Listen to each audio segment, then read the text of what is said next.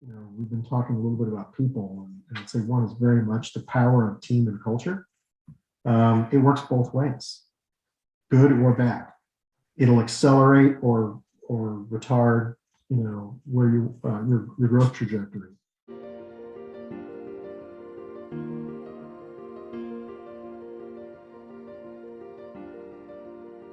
The companies I see that stress a very high priority on culture and hiring to culture, they adapt to change and ramp much faster than others.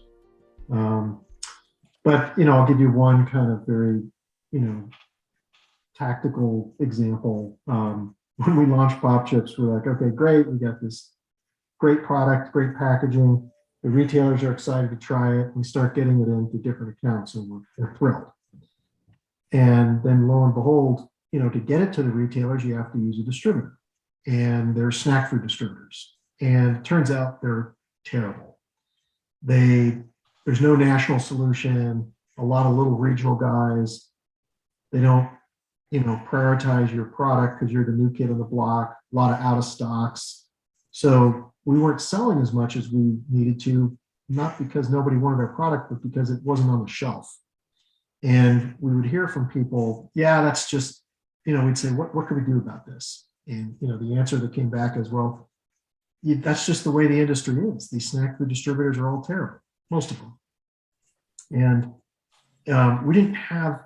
we weren't a, $500 million profitable company that could just accept it. We had to fix it, or we were not going to make it. And so we started to look around and said, who are the most successful distributors? Well, beer distributors. Okay, well, let's go to beer distributors. No, everybody said, they'll never talk to you. They distribute beer.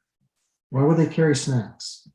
And we thought about it and we said, well, they're distributing really heavy stuff. Their trucks weigh out before they cube out, meaning there's too much weight. They can't put any more stuff, even though there's air space on the truck.